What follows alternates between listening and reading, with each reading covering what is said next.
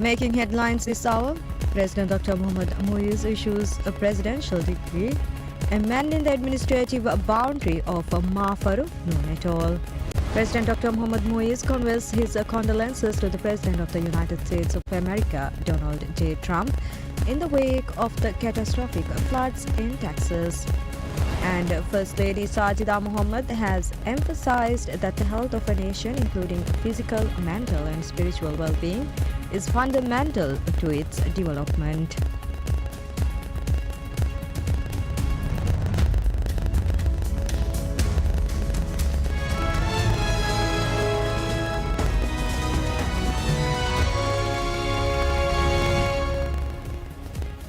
Bismillahirrahmanirrahim. Assalamu alaikum. Welcome to PSM News in English with me, Hafiz Abdul Sattar. Now the news in detail.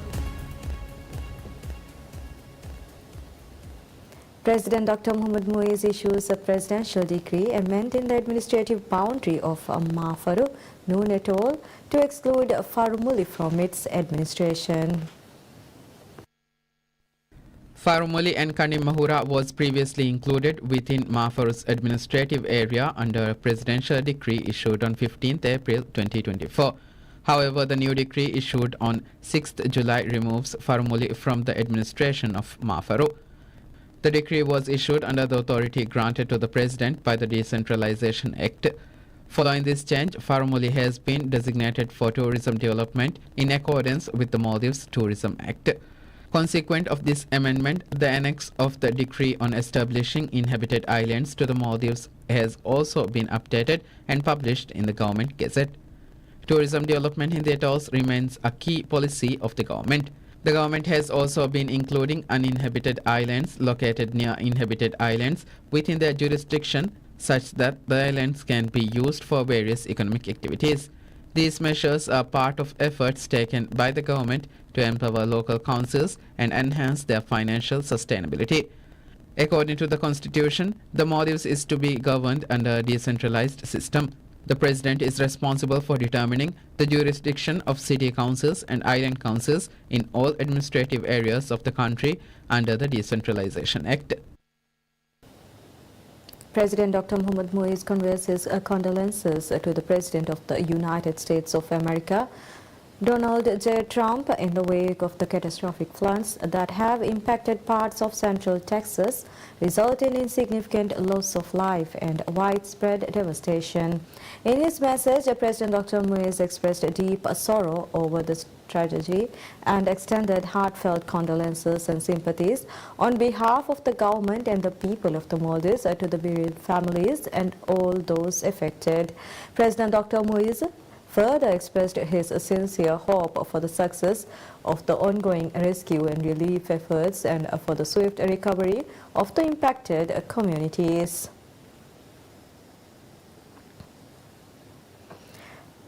First Lady Sajida Mohammed emphasizes that the health of a nation, including physical, mental and spiritual well-being, is fundamental to its development.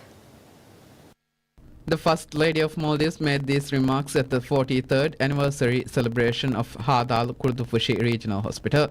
The First Lady Sajida Mohammed, speaking at the event held on Sunday evening at Kurdufushi Ports Limited, emphasized the importance of ensuring accessible, high-quality healthcare for the Kurdufushi city region. She also highlighted the transformative role of technology in the health sector, describing President Dr. Mohammad Muiz's Maldives 2.0 initiative as a revolutionary step towards enhancing the national healthcare system. The First Lady also noted that Kurdufushi Regional Hospital had treated over 120,000 patients in the past year alone. She said utilizing modern technology in the most effective means of delivering an efficient and reliable treatment system. The First Lady also noted that reforming one's own lifestyle habits, improving access to health education, developing knowledge and skills in the healthcare field, and ensuring the necessary resources and facilities are important to building a healthy society. She stressed that the health of a nation, including physical, mental and spiritual well-being, is fundamental to its development. In her speech, she noted that the progress and success Maldives is making in strengthening the health services despite the geographical challenges in delivering health services. She also expressed gratitude to the staff of Kurdufushi Regional Hospital for their efforts in the development of the hospital. As part of the ceremony, several new services were launched at Kurdufushi Regional Hospital. The First Lady inaugurated the telemedicine service and the endometriosis clinic, while the Director General of Health Services, Dr. Ahmad Ashraf, opened the new non-communicable diseases clinic.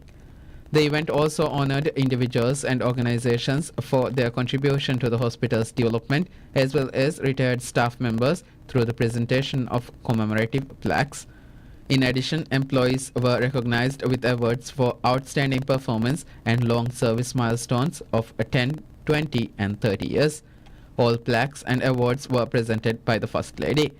The First Lady arrived in Kurdufushi city on Sunday morning, where she toured Kurdufushi Regional Hospital, inspected its facilities and engaged with hospital staffs. First Lady Sajida Mohammed launches a telemedicine pilot project at Kurdufushi Regional Hospital in an official ceremony held on the occasion of the 43rd anniversary of the hospital.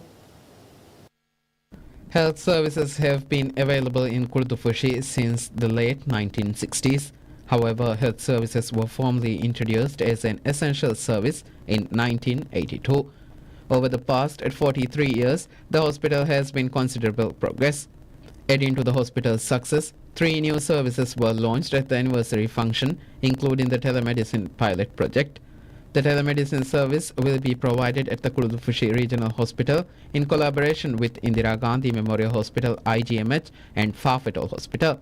The services not available in Fafetol will be provided by the Kurdufushi Hospital, and the services not available in the Kurdufushi Hospital will be provided through IGMH. This will also support online posting of test results.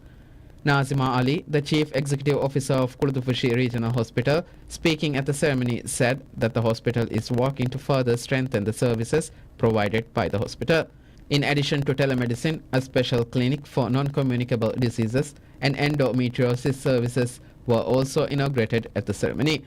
According to the hospital, the establishment of the clinic will help prevent non-communicable diseases early and build a healthy society. The hospital noted endometriosis is a painful disease women suffer. The introduction of endometriosis-related services will further expand treatment options as well as facilitate easier access to services for those suffering from such pain. The ceremony also recognized those who have contributed to the development of the hospital in various ways and those who have served for a long time. Plaques were also presented to the best employees of the hospital. A minute of silence was observed in memory of late Hassan Ahmad and the late Muhammad Hassan, who both served the hospital for many years. A workshop series held on facilitating the development of a creative economy in the Maldives and creating opportunities for entrepreneurs in the tourism sector has concluded.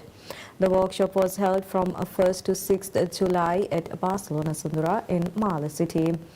The workshops were organized by the Ministry of Economic Development and Trade with the technical assistance of Asian Development Bank, the United Nations Development Programme and the British Council.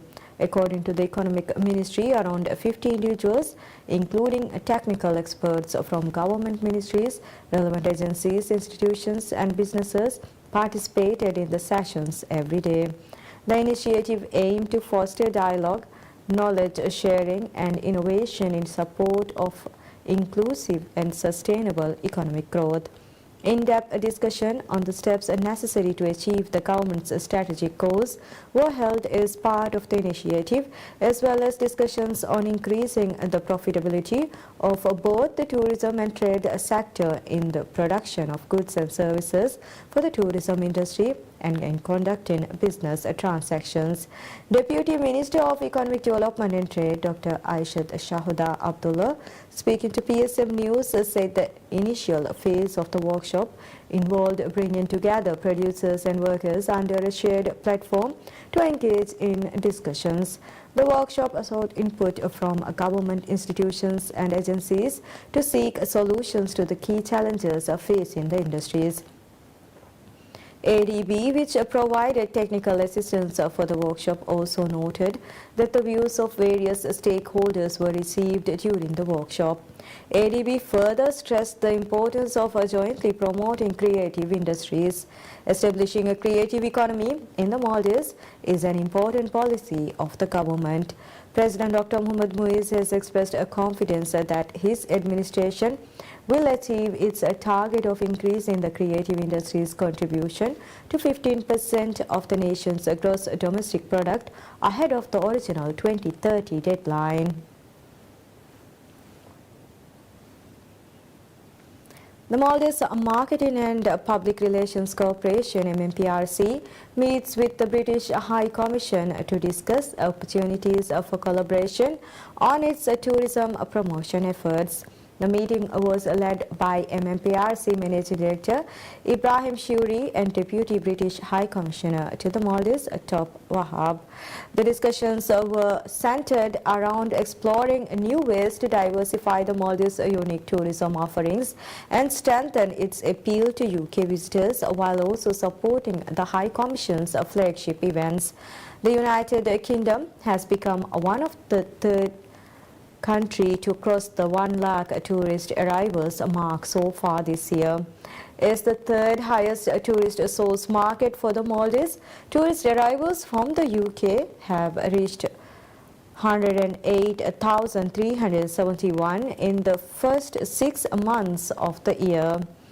The government aims to attract 2.3 million tourists to the globally renowned tourism destination this year.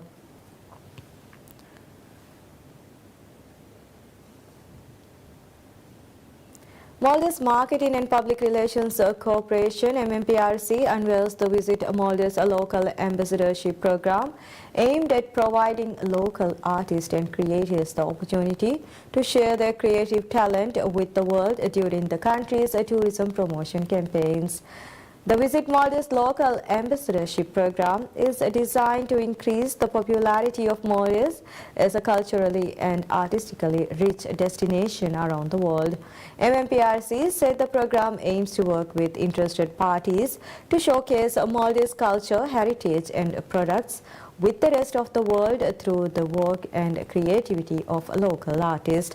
The agency added that participants will have the opportunity to promote tourism in the country as a Visit Maldives local ambassador and gain visibility on international platforms. The opportunity is open to all Maldivian artists interested in representing the country's identity, culture and natural beauty. Interested applicants have been requested to prepare a short proposal including their name, portfolio and ideas for tourism promotion and email it to proposals@visitmaldives.com.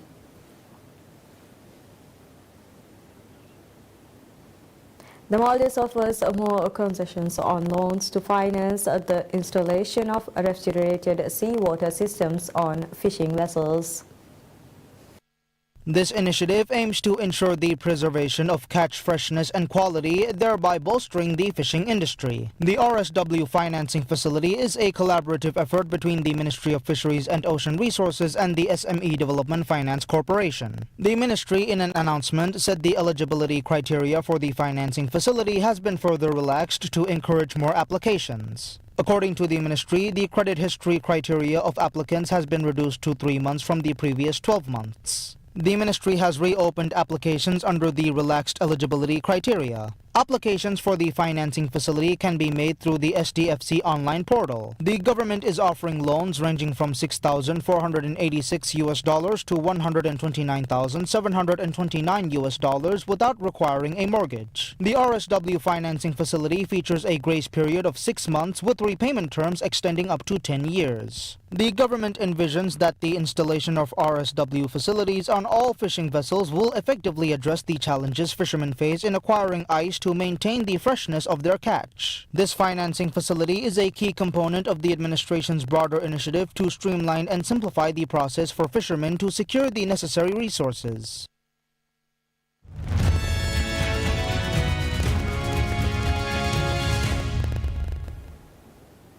Leaders of the growing BRICS group of developing nations gathered in Rio de Janeiro on 6th July for the ongoing summit. Leaders of states in the BRICS were expected to call for reform of traditional Western institutions, while present in the bloc as a defender of multilateralism in an increasingly fractured world. With forums such as the G7 and G20 groups of major economies hamstrung by divisions and the disruptive America First approach of US President Donald Trump, expansion of the BRICS has opened a new space for diplomatic coordination. Brazilian President Luiz Inácio Lula da Silva stated that the BRICS nations now represent over half the world's population and 40% of its economic output, where he also defended multilateralism. The BRICS group gathered leaders from Brazil, Russia, India and China at its first summit in 2009. The bloc later added South Africa and last year included Egypt, Ethiopia, Indonesia, Iran, Saudi Arabia and the United Arab Emirates as full members. This is the first leaders summit to include Indonesia. The BRICS bloc has been noted for its expansion by adopting more nation states into its fold.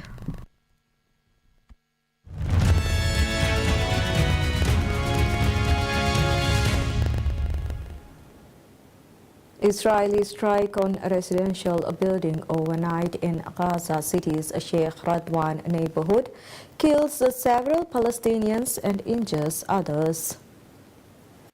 According to the Gaza Health Ministry, 80 Palestinians were killed and 304 were injured in the past 24 hours, while others remain trapped under the rubble. The ministry did not specify where or how exactly they had been killed. The strikes comes as Israel said it will send a delegation to Qatar for talks on a possible Gaza hostage and ceasefire deal, although Prime Minister Benjamin Netanyahu's office said the changes requested by Hamas to a ceasefire proposal were unacceptable. Palestinian group Hamas said on Friday it had responded to a U.S.-backed Gaza ceasefire proposal in a positive spirit a few days after U.S. President Donald Trump said Israel had agreed to the necessary conditions to finalize a 60-day truce. But in a sign of the potential challenges still facing the two sides, a Palestinian official from a militant group allied with Hamas said concerns remained over humanitarian aid, passage through the Rafah crossing in southern Israel to Egypt, and clarity over a timetable for Israeli troop withdrawals.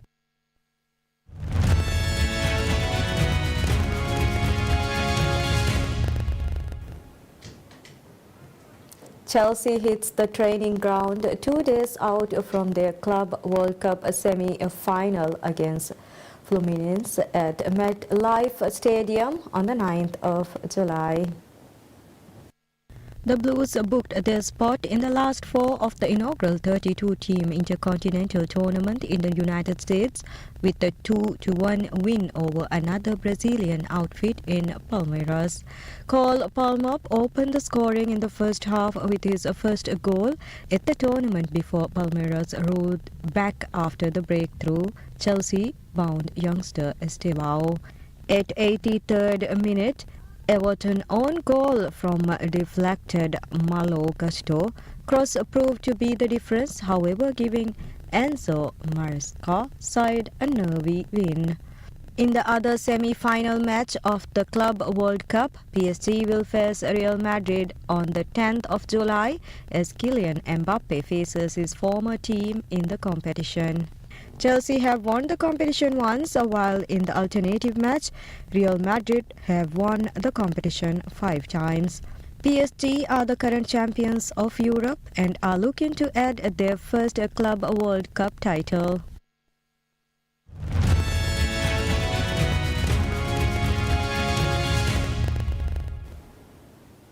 Teams from around the world escapes the summer heat in Ljubljana in the unique volleyball on water tournament. The Magic on the Water contest in its 5th year sees teams of 2 challenge each other on a volleyball court submerged 12 centimeters in the Ljubljanica River in the heart of Slovenia's capital. Organizer Kristina Taya Grunfeld said teams from 14 countries from as far afield as Latin America were taking part this year, but that Slovenia remained dominant. A Slovenian female team are the current champions, having won 3 competitions in a row. And that's all we have for this hour. Thank you for watching. Wish you all a very pleasant time ahead.